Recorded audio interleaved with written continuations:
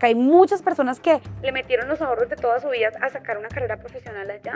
Porque yo ya hoy no tengo la tranquilidad de decir, si esta persona viene y me presenta un cartón de una universidad que nadie conoce, yo le creo. Ahí hay un problema también de fondo. Para mí, la Fundación Universitaria San José es una estafa a la gente que está buscando sacar adelante una carrera profesional. ¿Cuál es el sapo más grande que has tenido que comerte en este pasar del Congreso? Hacer parte de la coalición en la que estoy.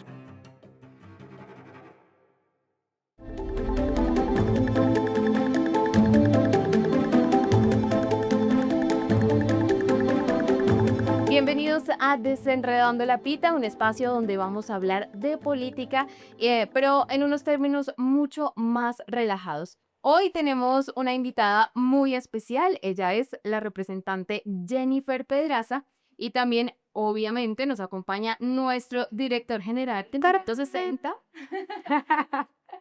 Fernando Rojas, para hablar de un tema que ha sonado muchísimo en las últimas semanas y en el cual Jennifer pues ha venido trabajando, ha venido haciendo denuncias, pero si usted está perdidísimo quién es Jennifer, por qué está ahí, por qué está acá en la mitad de los otros dos, vamos a empezar a hacer unas preguntas importantes para ubicarnos. Jennifer, bienvenida. Hola, Kate, muchísimas gracias por la invitación. Feliz de estar aquí en Minuto 60, inaugurando Desenredando la Pita. Un honor acompañarles y un saludo para toda la gente que nos está viendo. Y Fernando, buenas tardes. Muy buenas tardes, contento de estar aquí también. No, muy chévere, creo que va a ser un espacio interesante para ayudarle a la gente a entender pues mucho lo que está pasando en la política colombiana, que se va sobre todo en titulares, en peleas, rifirrafes, y aquí vamos a tratar de ver el fondo de lo que está pasando. Listo, pero para empezar, antes de hablar de las denuncias, en una frase, ¿cómo te defines? Ush, a ver, yo soy rebelde, curiosa, inquieta, santandereana, mamá de 2 perros, economista, defensora de la educación pública, y ahorita tengo un trabajo que es un trabajo al servicio de todas y todos los colombianos, que es ser representante a la Cámara. Y aspirante al Senado de la República. Es verdad, soy candidata al Senado, una disputa grande porque digamos que es cambiar de tarima. Usualmente yo venía de representar a Bogotá y ahora tengo una tarea grandototota que es representar ahora no solo a la capital, sino a todos los departamentos del país. Entonces, pues en ese trabajo y en esa tarea estoy, pero la buena noticia es que no empecé ahora, sino que ya llevamos un tiempo construyendo un equipo a nivel nacional. ¿Y por qué candidato a Jennifer? ¿Por qué candidato A la a presidencia. la presidencia? Mi candidato presidencial se llama Sergio Fajardo, el único que propone en medio de tanta mechoneadera y agarroneadera, pero sé que, digamos que pienso o siento que todos los hogares están pensando solo en lo presidencial y la verdad es que yo estoy intentando hacer un énfasis todo lo contrario porque hoy tengo la visión de que el Congreso puede ser incluso más importante en algunos temas que la presidencia misma. Entonces yo estoy invitando a toda la gente a que nos enfoquemos en la elección de Congreso y a que encontremos otra alternativa que nos permita no mirar al pasado, elegir la misma gente de siempre, pero tampoco que nos estanquemos en el presente en este gobierno, sino que encontremos una alternativa distinta. Jennifer, para entender un poquito, ustedes van por una coalición, por una unión. Sí, Y ahí está Dignidad y Compromiso, que es mi partido, ajá, está el nuevo liberalismo sí, y está el el MIR. Mira. Ujú. Y evidentemente para las personas que siguen, o bueno, las mujeres que siguen todos estos temas políticos, el MIR a veces, digamos, si uno es pro derecho de las mujeres, puede llegar a tener cierto ruido. Totalmente de acuerdo. Incluso con el mismo nuevo liberalismo, yo, por ejemplo, tengo muchas diferencias, incluso con lo que ha venido pasando con la administración distrital. Sin embargo, pues como para todo el mundo que nos está viendo, me quiero ubicar un poquito en el panorama. Yo soy la única representante, la única congresista que tiene mi partido, que se llama Dignidad y Compromiso, que es un partido bebé. Existimos aproximadamente hace 4 años y medio. Y el sistema electoral colombiano es un sistema muy difícil para abrirle paso a un sector minoritario como Dignidad y Compromiso. Venimos del bipartidismo de los liberales y los conservadores en un sistema que básicamente le hace la vida imposible a las minorías y las obliga a unirse. Y los parches con los que usualmente nos hubiera gustado aliarnos, en este momento o ya son minoría y la ley nos prohíbe aliarnos, o están muy vinculados a escándalos de corrupción como fue el caso del Partido Verde. Entonces, por eso hemos hecho una coalición de minorías, que es el caso de la coalición Ahora Colombia, que es muy clara, que somos partidos diferentes, pensamos requete distinto, y esas diferencias van a permanecer, pero esta es una alianza para sobrevivir electoralmente, para pasar el umbral y para que nuestros congresistas, o ojalá los congresistas que consigamos en este camino, pues podamos llegar al Congreso. Mira lo que le pasó al nuevo liberalismo en las elecciones del 2022, por ejemplo. Ellos inscribieron solos una lista al Senado y a pesar de ser un partido con una amplia recordación en la gente, no pasaron el umbral porque se necesitan 720.000 votos para poder pasar el umbral y existir como partido. Es a ese umbral al que yo me refiero, que es una barrera muy fuerte del sistema electoral para poder sobrevivir. Entonces, yo le diría a las mujeres feministas que nos están viendo que yo llegué a la Cámara de Representantes en una coalición con partidos muy diferentes, entre ellos el partido de Ingrid Betancourt. Y pienso que nadie puede decir que yo haya hecho una curul o un trabajo Ingrid Betancourtista en el Congreso. Esos principios están absolutamente garantizados porque esta es sencillamente una coalición que no implica una fusión de partidos, sino una alianza que tiene exclusivamente los objetivos de resistir al sistema electoral. Fernando. Pues ahí sí son reglas de juego, ¿cierto? A mí eso me parece que es una de las cosas más difíciles que hay, sobre todo porque ya está demostrado que los partidos minoritarios tienen dificultades para lograr un reconocimiento nacional, mientras que el liberal y el conservador, o en algún caso el centro democrático, pues tenían una trayectoria mayor y juntaron unas fuerzas grandes que les permitió tener un mayor alcance. Para la gente siempre ha sido difícil lograr entender esas alianzas. Obviamente hay unas alianzas que también hay que es milimétrica por votos, pero que sabemos que la personalidad jurídica de muchos de los partidos dependen es de lograr pasar Ese umbral. ese umbral. Y ahí Pero es súper difícil. sí habla muy mal de cómo estamos, ¿no? Pues, o sea, si al final hay que hacer coaliciones solamente por un número de votos, el sistema electoral definitivamente, y sobre todo como todo eso de los partidos políticos, porque ya se empieza a desdibujar un poco la identidad a nivel programático. Total, claro. Entiendo que en tu caso no están fusionándose. Claro, tú tienes todo, o sea, es verdad que el hecho de que tengamos un umbral tan alto hace que sea muy difícil sobrevivir para los partidos minoritarios y los obliga o a fusionarse o a hacer coaliciones de este estilo. Pero también pienso que es por el momento coyuntural en el que estamos, porque usualmente, como te decía, los parches con los que tradicionalmente nosotros nos aliábamos, hoy hay unas diferencias que también se han vuelto centrales, principalmente por escándalos de corrupción en sectores que se presentaban como alternativos, que eso no era lo común en el pasado. Entonces, mira, yo no soy la más cómoda, yo creo que yo lo he dicho públicamente, yo personalmente me siento incómoda de tener que compartir una lista con partidos con los que tengo tantas diferencias, pero entonces yo me vi en tener que tomar la decisión, o vamos en esta coalición o dejamos de competir en el Congreso y regalamos esta silla, pues que nos ha costado tanto trabajo conseguir en el Congreso para los derechos de las mujeres, para los derechos de la juventud, así que pues nunca ha sido fácil, pero no vamos a... Yo personalmente me decanté por defender como una gata patas arriba este espacio y lo que nos ha costado. Y hay un aspecto aquí que también es clave. Cuando uno era chiquito, la gente que recogía firmas, pues eso era un sinónimo de independencia. Entonces, los candidatos a la presidencia recogían firmas y uno decía, es que no pertenecen a una estructura política, pues si yo no me identifico lo puedo apoyar. Pero eso en esta campaña, por ejemplo, en la gran mayoría se fue por firmas. Entonces, esa figura de la independencia se desfiguró, pero para Congreso siempre ha sido muy difícil lograr tener un número de firmas suficiente para poder pasar, porque además de ser minoritario, de conseguir las firmas, todo eso pues se desgasta. Entonces yo creo que el sistema... Y sin tener gobiernos, y sin tener gobierno. o sea, porque es que sin tener gobierno es mucho más difícil. Sí. Pero sí, el sistema sí tenemos que reflexionar sobre eso y ver qué otras alternativas puede haber para las minorías. Bueno, pues ahí vamos a ir desenredando todo el tema electoral, pero ahora vamos a pasar al tema de la denuncia que implica a una persona que se terminó volviendo muy famosa, Juliana Guerrero, y que tiene que ver con la legalidad o ese procedimiento que se está haciendo por parte de algunos funcionarios presuntamente y que sería ilegal.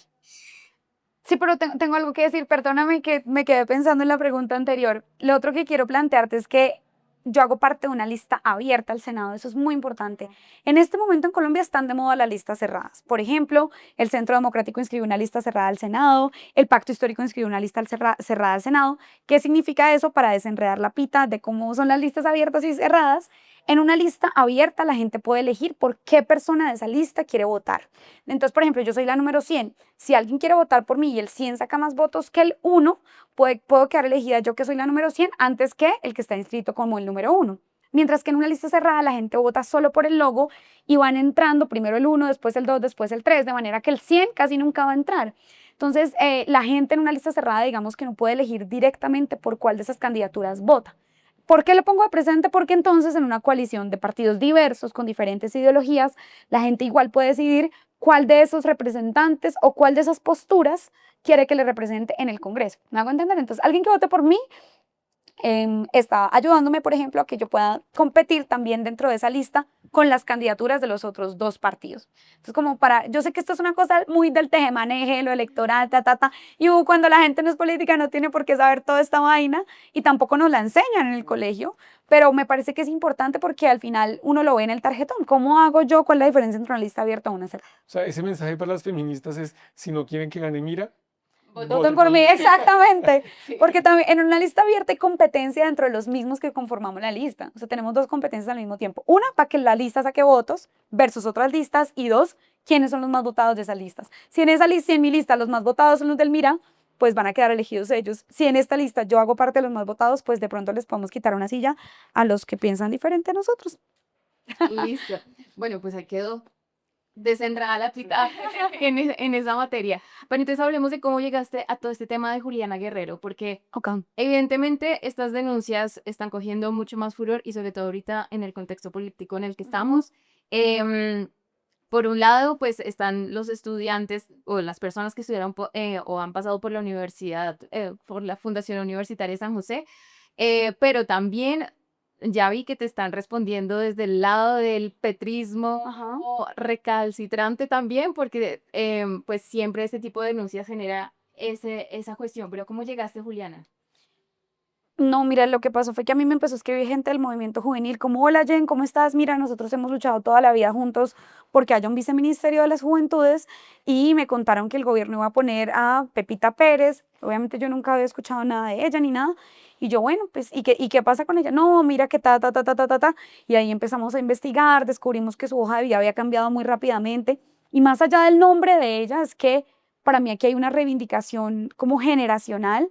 Mira, mi generación es la más formada en la historia de Colombia, la que más títulos de pregrado y posgrados tiene en comparación al pasado. Y aún así es la más desempleada, la más informalizada, la más precarizada. Todo el mundo está con posgrados. ¿Qué quiere hacer?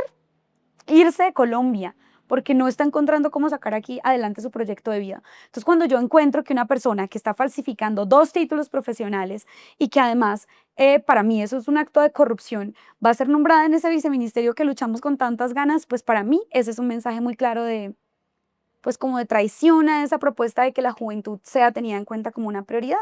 Entonces ahí empezamos a ponerle la lupa porque ese además es mi trabajo, o sea, la gente a veces no sabe que el Congreso tiene 2 labores centrales, legislar y hacer control político. Se supone que los congresistas son los que deberían estar pillándose los escándalos de corrupción, no protagonizándolos como lo que hemos visto con la Unidad Nacional de Gestión del Riesgo. Entonces desde el Congreso yo he hecho una labor de control político, empezamos a investigar, Teen Sherlock Holmes, derechos de petición, ¿qué está pasando? No nos respondían nada, nos tocó entutelar y al final de mucho presionar, la misma universidad dice, no, la verdad es que Juliana nunca vio una clase acá, nunca estuvo en nuestra plataforma, nunca fue estudiante, no tiene una sola nota, esos títulos son irregulares. Y después lo que encontramos hace poco son las facturas que muestran que ella pagó aparte sus títulos y además de una manera muy rara. Ella hizo un plan postpago de la carrera. O sea, primero se graduó y después de haberse graduado pagó la matrícula como estudiante de esas 2 carreras. Entonces, para mí, más allá del nombre, Juliana, aquí hay una reivindicación porque la gente que se han quemado las pestañas e incluso se han endeudado para estudiar, pues se ha tenido en cuenta a la hora de dirigir el Estado. ¿Cómo ves tú el panorama, Fernando? pues yo, digamos que ahí tengo, independientemente del nombre, ¿cierto? Ajá. Yo creo que en eso estamos de acuerdo. Eh, en Colombia ha habido un esfuerzo de familias y de jóvenes por estudiar y por apostar a la educación y sentir que por más que yo me esfuerzo no encuentro camino, Ujú, pues eso desmoraliza a un montón de gente. Cuando tú ves que hay un montón de gente que está metida en créditos con ICETEX, con bancos, ujú. para poder estudiar, pues es una cosa muy difícil. Pero además hay mucha gente que no se puede graduar porque o no tenía la plata para los derechos de grado, o no pasó un examen de inglés, Exacto. o no cumplió con algún requisito y eso le frenó su trabajo, le frenó un ascenso, y que se utilice una vía eh, torcida para completar el espacio y poderse, digamos, y poder ocupar un cargo, yo creo que ahí sí hay un mensaje muy difícil. No, y sobre Por, todo que se están repitiendo, ¿no? claro, claro, porque es que Ah, sí, además eso hay un parece. tema de ilegalidad y Sí. que es muy jodido, Ujú, ¿sí? O sea, digamos, no podemos decir que solo los traquetos le apuestan a lo ilegal, ujú. ¿sí? No puede ser que ese sea el único camino que exista en Colombia. Entonces, yo creo que ahí esa tensión Fer, debe ser cortada por lo sano y de raíz. Entonces, yo creo que ahí sí hay un problema de fondo. y yo quiero decir algo porque la verdad para mí el punto de Juliana, bueno, hoy sigue habiendo algo que me tiene intranquila y es que ella sigue siendo la delegada del presidente Petro en el Consejo Superior de una universidad pública, que yo adoro la universidad pública, vengo, soy graduada de la Nacional y me molesta porque la figura de la delegación de un presidente en un Consejo Superior es para defender los derechos de los estudiantes, no para premiar a personas corruptas allí, entonces eso es algo que todavía como que no me deja seguir adelante, pero ya mi énfasis aquí está en la Fundación Universitaria San José. ¿Por qué el Ministerio de Educación permitió que esto pasara? ¿Por qué permitió que pasara sistemáticamente? ¿Cuál es la alternativa que le va a dar a los estudiantes de la San José que de veritas sí están yendo a clases y que ahorita pueden graduarse y su título pues está muy afectado por todo esto que ha venido pasando? Entonces, por eso es que hoy lo que yo le estoy pidiendo al ministro de Educación es que haga algo, que intervenga en la Fundación Universitaria San José, que revise sus estados contables. ¿Qué tan generalizado es esto? Porque hay 1.257 egresados de la San José que son contratistas del Estado colombiano, que me parece una cifra altísima. Entonces yo digo, ahí el Ministerio de Educación tiene una responsabilidad sobre sus manos de asegurar que la educación que recibimos todos los que queramos estudiar en este país sea educación de calidad, no que nos vayan a estafar. Entonces por eso es que para mí ahí es en donde yo estoy ubicando hoy la atención, además porque el representante legal de la Fundación Universitaria San José, Francisco Parea, era el best friend de Benedetti, o sea, el man fue plancha, fueron equipo al Congreso, en las elecciones al Congreso. Esto ha hecho política, hizo política muchos años también. Sí, Sí, fue Fer, que congresista. Fer sabe mucho además de Bogotá, porque él fue candidato a la Cámara por Bogotá, por el partido de la U. Entonces yo pienso que también es por eso que el señor se ha vuelto intocable. Y eso también me molesta. O sea, mientras el gobierno interviene la Universidad Nacional y la Universidad de Antioquia, que son universidades de excelente calidad, ¿por qué no ha hecho nada frente a lo que está pasando con la San José? Si yo me pillé esto con mis 3 compañeros de la UTL, el Ministerio de Educación, que tiene toda una subdirección de aseguramiento de calidad, ¿dónde estaba cuando eso estaba pasando? Hay una cosa muy grave para mí y es que digamos, la educación superior en Colombia también ha sido muy elitista, Ujú, ¿cierto? Entonces hay unas universidades que son caras y el resto de la gente que no podía entrar ahí trataba de entrar como en una línea media de universidades, ujú. pero llevamos, digamos, varios años en que están apareciendo unas universidades pequeñas en diferentes sectores que las llaman de garaje, pero que terminan siendo la posibilidad que mucha gente tiene de tener una carrera o de estudiar una tecnológica, alguna cosa. Ujú. Y esto genera un manto de duda hoy, no solo sobre la fundación, sino sobre todas esas otras universidades, porque yo ya hoy no tengo la tranquilidad de decir, si esta persona viene y me presenta un cartón de una universidad que nadie conoce, yo le creo. Sí. Ujú, ujú. Entonces ahí hay un problema también de fondo. Yo creo que el Ministerio de Educación tiene que tener una posición que no Todo. es política. Sí, tiene que ser una respuesta técnica Ujú. porque está en juego eh, Como la credibilidad del la credibilidad sistema, del sistema. sí. Sí, eso es lo más grave de todo esto. Es que de hecho, eso iba a preguntar porque el presidente Gustavo Petro puso un trino Ujú. diciendo que las congresistas que pusieron los datos de las 22 personas que están involucradas en esto, bueno, pues que tienen los títulos, y son congresistas que están buscando votos. Ujú. Entonces, digamos, por el momento coyuntural también se vuelve una pelea de narrativas, que es la Sí. palabra. Cómo ha sido ese proceso? Porque además entiendo que Juliana Guerrero también puso una denuncia en contra... Mía, en contra de mí. Ajá. Pues mira, nosotros llevamos en esto más de 6 meses antes de las elecciones, antes de saber que iba a ser candidata, y esto para mí es un asunto de principios frente a el papel de la educación, porque además la narrativa del presidente es, claro, persigues a esta persona porque es mujer, porque es tal, y yo quiero decirles que no se trata de eso, al contrario, es por la concepción que yo tengo de la educación. Queremos que la gente pueda educarse, es porque reconocemos que la educación pues le cambia a uno la vida, le abre a uno la mente, le da herramientas para ser una mejor persona en mil aspectos, mientras que una persona que compra los títulos, es que yo no estoy hablando acá de que, por ejemplo, de que alguien haya cogido en Photoshop y haya editado un diploma de la San José. No, yo estoy diciendo que esta es una persona que compró sus títulos.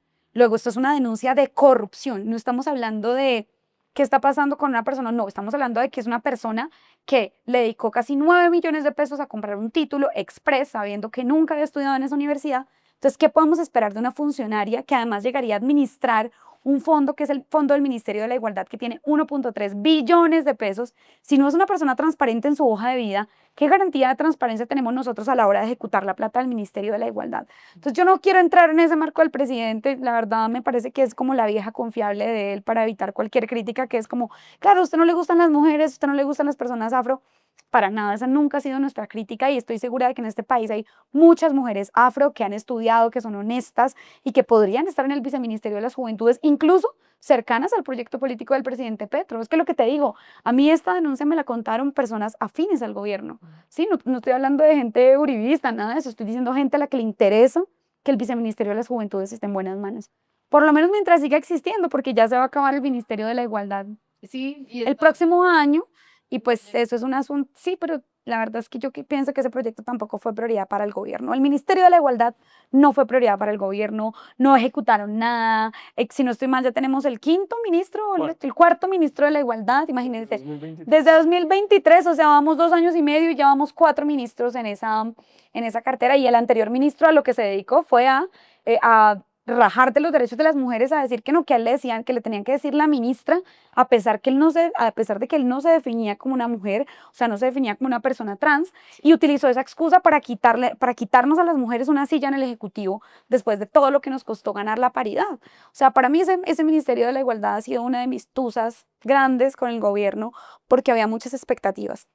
Y bueno, ya se hicieron las denuncias, ahorita está esta discusión, ustedes ya hablaron con el ministro de Educación, o bueno, les pasaron sus peticiones. ¿Qué sigue en el proceso ahorita? Yo estoy en un proceso penal contra Juliana Guerrero en la fiscalía, pero no solo contra ella, sino contra las personas que firman el título. Y yo lo que quiero es mostrar que esto va más allá de una manzana podrida, así que yo le estoy pidiendo a la fiscalía, ya que el Ministerio de Educación no lo hace, que la fiscalía investigue a la Fundación Universitaria San José, en donde están sus recursos, porque acá hay muchas personas que le metieron los ahorros de toda su vida a sacar una carrera profesional allá, como para que no haya ninguna responsabilidad hacia las personas que están estafando, porque para mí la Fundación Universitaria San José es una estafa a la gente que está buscando sacar adelante una carrera profesional.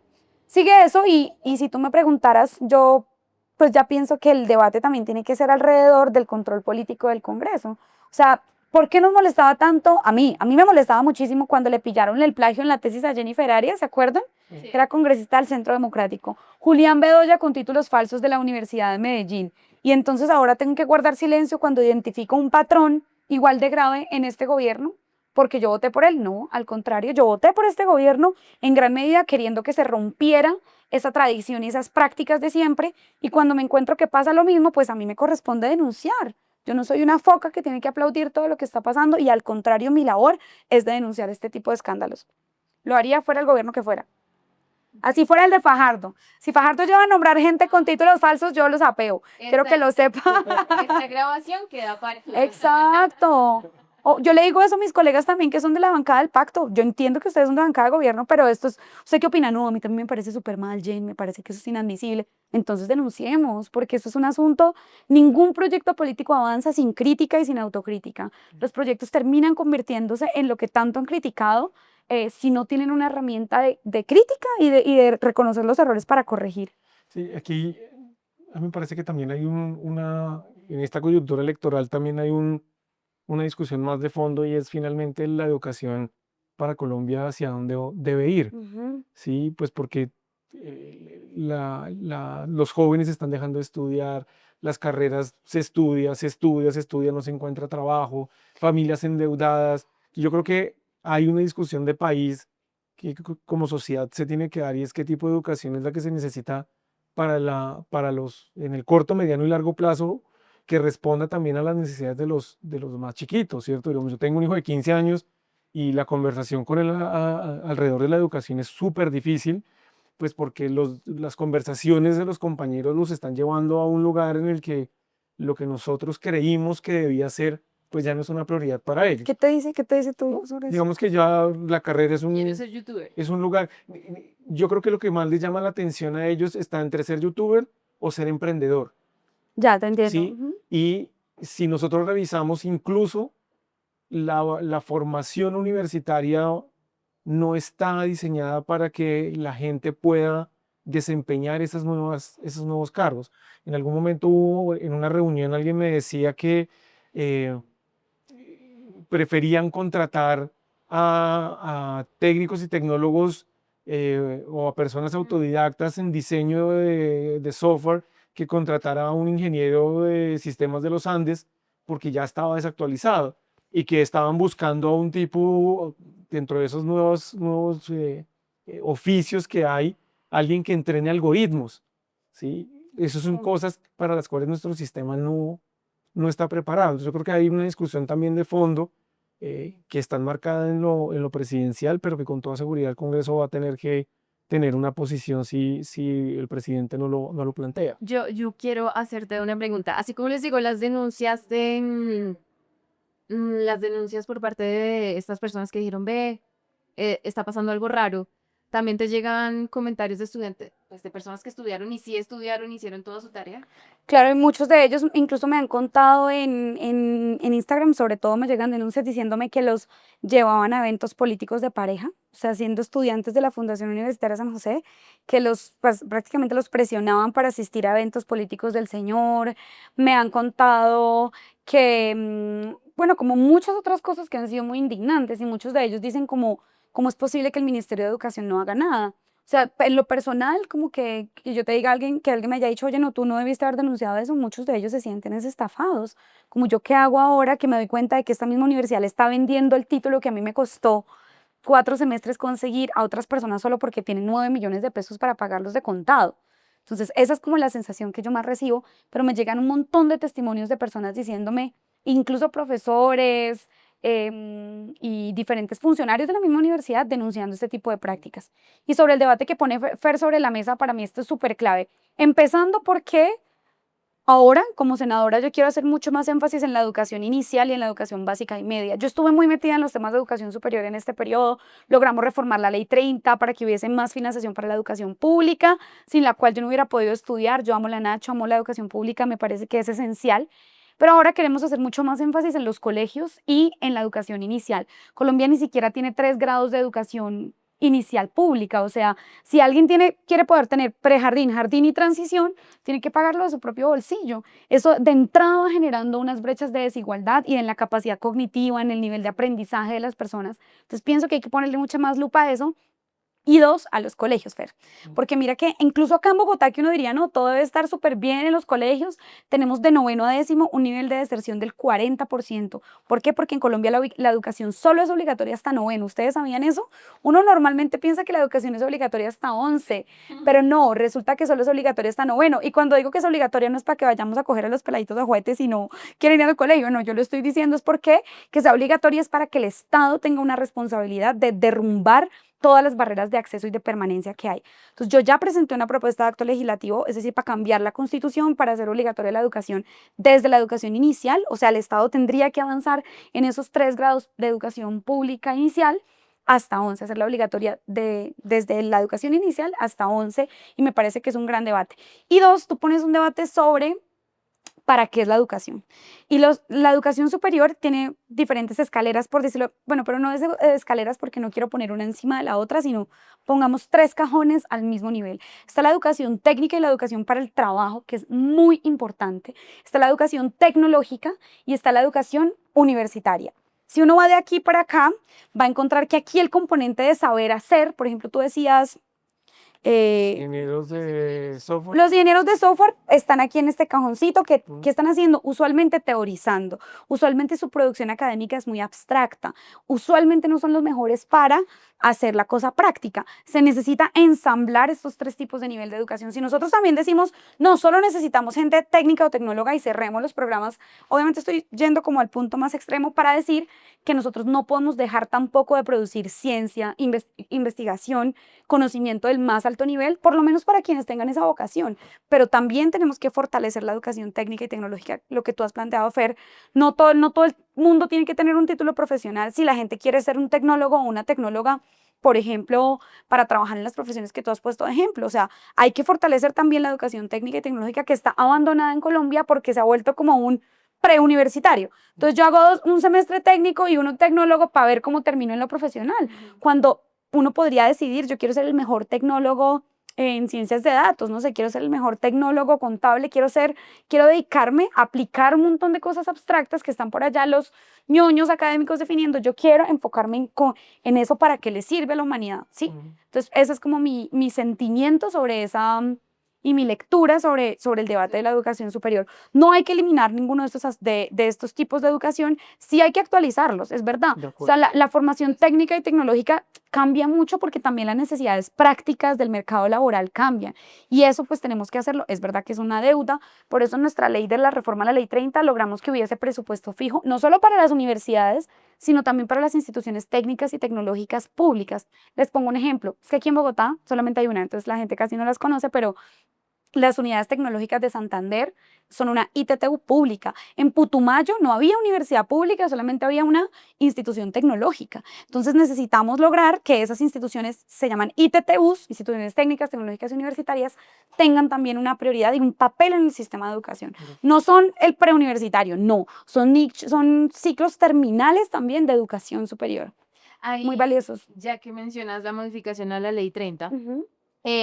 resaltemos, hablando de la segunda tarea de los congresistas fuera del control político, entonces el legislativo. Ujú. ¿Qué proyectos destacas? Porque tengo entendido que esa de la ley 30 fue, digamos, en conjunto, también estuvo ahí el ministro de Sí, ahí fuimos mejores amigos. Pues, mira, nosotros radicamos ese proyecto apenas llegamos al Congreso, la reforma a la Ley 30, los artículos 86 y 87. El gobierno no nos quiso apoyar en ese entonces.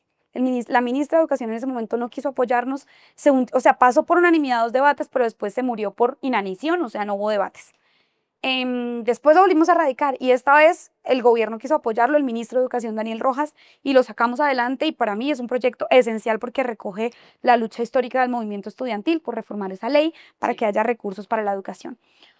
Y tú me preguntas otra cosa linda que hayas hecho desde el Congreso que me saque una sonrisa inmediatamente en la cara, es la prohibición del matrimonio infantil, que es como mejor dicho, eso es otra cosa que la gente no me creía. Yo salía a la calle a decirle a la gente, oigan, ustedes sabían que Colombia permite el matrimonio infantil y todo el mundo, ¿qué va? Eso es por allá, en otros continentes, bla, bla, bla. Y yo, no, mira, aquí está en el artículo y todos, "Ah, no lo puedo creer". Y puedes creer que intentamos, o el movimiento por los derechos de la infancia intentó 8 veces prohibir el matrimonio infantil y 8 veces el Congreso dijo que normal que casaran niños y niñas. Y al noveno intento, afortunadamente logramos prohibirlo, entonces es algo que también me hace sentir muy contenta de haber podido llegar al Congreso y en ese trabajo vamos. Bueno, Otros temas también, logramos temas de proyectos de ley para la juventud, salud mental para los jóvenes, a pesar de ser solo una, yo les dije que era la única dignidad y compromiso, mi bancada es una persona, ni siquiera tengo senadores en este momento de mi partido, pero afortunadamente logramos persuadir a todo el mundo, hasta el gobierno, de que nos apoyaran en la reforma de la ley 30 y salió bien. listo. Nosotros ya casi vamos acabando, pero entonces tengo que hacer esta pregunta obligatoriamente. Sí, ¿Qué le conoce bueno al gobierno? La reforma laboral, yo soy súper fan de la reforma laboral, la voté positivo, me metí de zapa en el Senado a decirles cómo la van a hundir, ustedes cómo son así, en la comisión séptima, además porque logramos incluir en esa reforma de nuestra autoría el pago a los internos de medicina, que son los estudiantes de medicina que estaban rotando en hospitales, turnos de 12 horas y que no recibían ni un solo peso por hacerlo, y además pagando matrículas, como ustedes saben que son las matrículas de medicina, 27 millones de pesos, 30 millones de pesos, y logramos incluir en la reforma laboral el pago a los internos, fue de nuestra autoría, y hicimos 17 plantones por todo el país para presionar al gobierno y al final lo logramos aprobar. Eso se lo reconozco. 2, la postura que ha tenido el gobierno sobre Palestina, yo la banco, pues bueno, tengo aquí mi manillita de Palestina. Me parece que es muy importante como expresar una voz crítica frente a esa realidad y frente a la complicidad de todas las potencias de Occidente con el genocidio del pueblo palestino. Mm, ahí Y voy como con dos. ¿Quieres que te diga algo más? el salario, el cambio de salario de los congresistas, quitarle. Chévere, chévere. Yo, obviamente, miren, yo dono gran parte de mi sueldo desde que llegué al Congreso. Voté positivo la reducción de salario de los congresistas sin excusas. No, que yo soy vegetariana, que mi dieta son 3 millones. No, nada de eso. Yo voté positivo esa propuesta para reducir el salario, pero se hundió. Y ahora que el gobierno sacó este decreto, pues yo lo aplaudo y me da una pena ajena a esos congresistas que salen a decir que la pobre viejecita, que cómo van a hacer ahora con un salario de apenas 20 millones de pesos. Yo soy como, ustedes no están conscientes del país en el que están. Por esas cosas es que después salen a decir que los huevos valen 1.800, después salen a decir que la gasolina es solo para los ricos. Todo ese tipo de cosas me parece que es lo que hacen que la gente odie el Congreso. Pero entonces yo también banco esa medida, esa medida. Me pregunto por qué no lo hicieron antes. Bueno, Yo tengo una pregunta ahí porque Suéltala, Fer. es, para algunos sectores, Jennifer es una mujer radical, Ujú. ¿cierto? De posiciones fuertes. Para otros está en un sector tibio. Sí. Políticamente, ¿cómo explicar quién es Jennifer? Fer, yo creo que yo estoy en este momento, entiendo por qué hay gente que nos ve así, porque estoy en un momento en el que estoy muy ensanduchada, es verdad. Yo nunca he sido del pacto, nunca he sido petrista, pero voté por Petro en la segunda vuelta. Y hay cosas en lo general en lo que yo puedo estar de acuerdo con el discurso del presidente. Entonces el presidente ha hecho un discurso a favor de los derechos de las mujeres. Obviamente yo soy una mujer feminista, pero en la práctica identifico una desconexión plena de ese discurso. Entonces cuando yo denuncio esa desconexión y digo como aquí no es coherente lo que están de verdad haciendo, lo que yo veo que están haciendo en el Congreso, los escándalos de corrupción, aparece esa gente a decirme, ah, no, es que usted es una tibia, ¿cómo se le ocurre decirle eso si el presidente pues es un presidente de izquierda?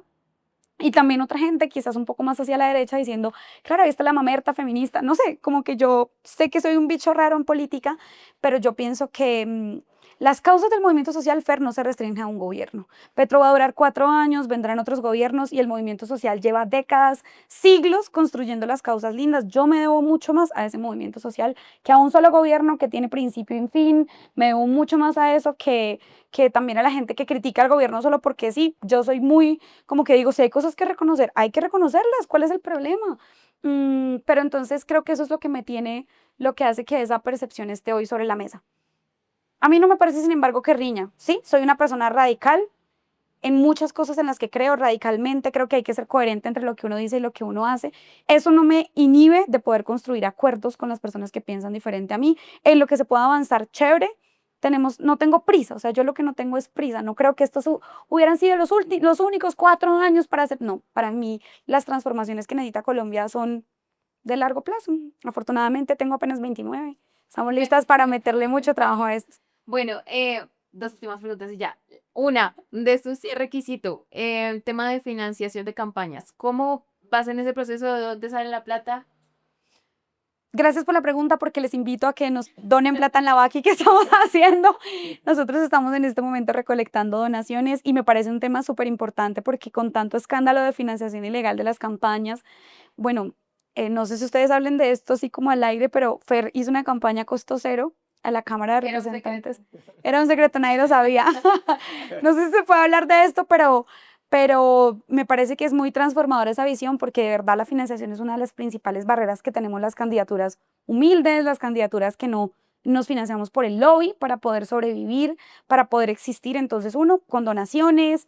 Dos, los ahorros de estos 3 años y medio, como les dije, yo donaba una parte del salario y también ahorraba porque pues venimos para las elecciones y estamos recolectando apoyos de la gente que nos quiera financiar. Y la última pregunta, Ay, y algo más, perdona, mi campaña es una campaña de voluntarios y voluntarias. Nosotros tenemos un equipo de 2.000 personas en todo el país que nos apoyan volanteando gratis porque creen en estas ideas, porque creen en nuestras propuestas y son lo que a mí me hace creer que sí se puede hacer política distinta, que no necesitas ir a conseguir plata de los narcos, de no sé de dónde para poder hacer campaña. Yo no creo eso y creo que esos aportes son invaluables, no tienen precio porque precisamente son lo más transformador. bueno, y la última pregunta ahora sí es, ¿cuál es el sapo más grande que has tenido que comerte en este pasar del Congreso? Hacer parte de la coalición en la que estoy. Bueno. Se desenredó una pita, pero se enredó otra. Bueno, no lo voy a negar, así es. Muchísimas gracias, Fernando, por el tiempo. Jennifer, por venir hasta acá.